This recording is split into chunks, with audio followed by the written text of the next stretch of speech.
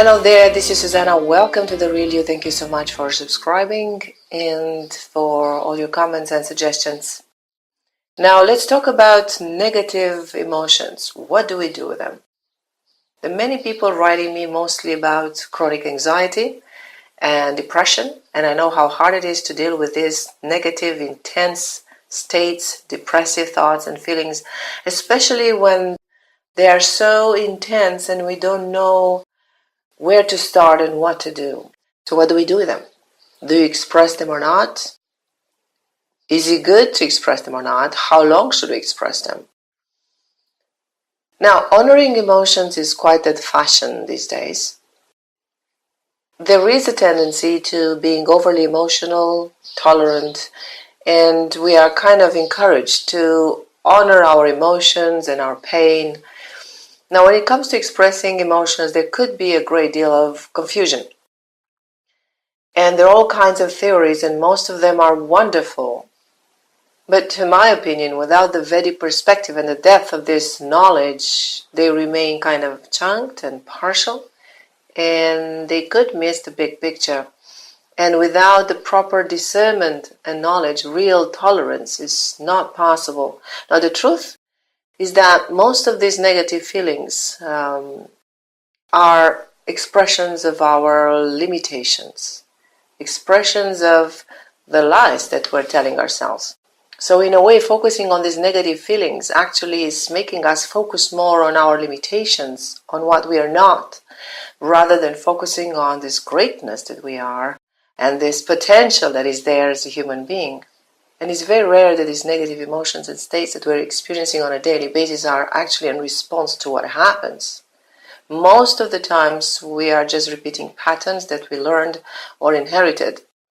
Most of these negative states have been somatized, that is, recorded in the body as conditioned responses. So honoring them is not much of a help. Moreover, many people have very little knowledge of their own mind, on its function and on its real purpose. And this in itself is the source of our negative responses to the world.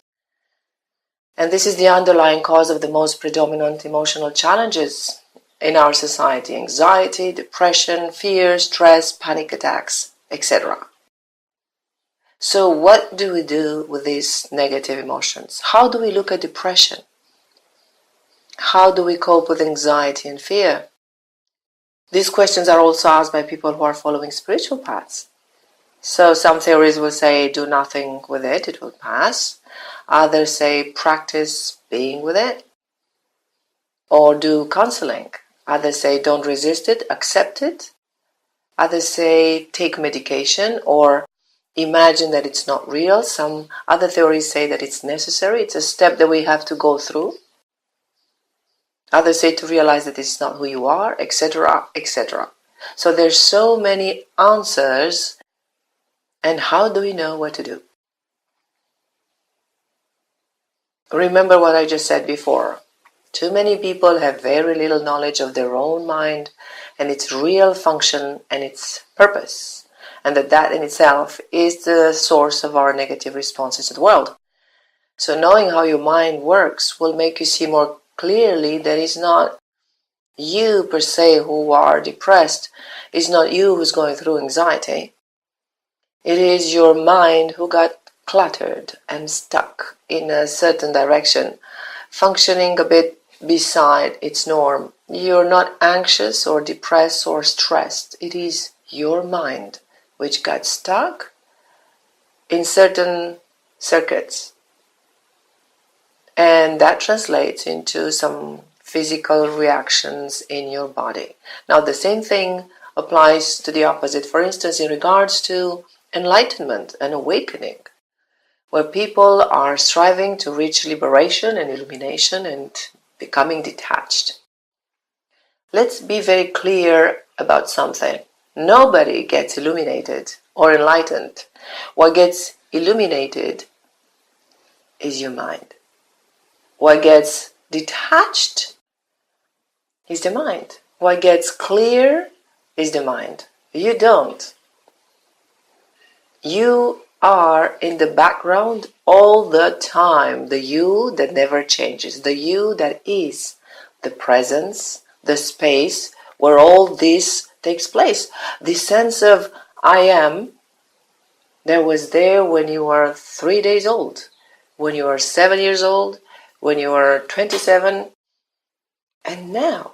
Because among the 37 something billion cells that you have in your body, and among the 60,000 some thoughts that you have per day, where exactly are you? Which one exactly is you? Now, knowing your mind means first of all to understand that everything that happens to you is perceived through a set of filters. And when all these filters are cleared one by one, the mind becomes so clear, like a freshly washed window through which you can see clearly what is. Developing the inner observer, buddhi, the inner true knowledge and intuition is essential in this process on how to use your mind and how to overcome these negative states. So in this super tolerant society, we're kind of losing this discernment.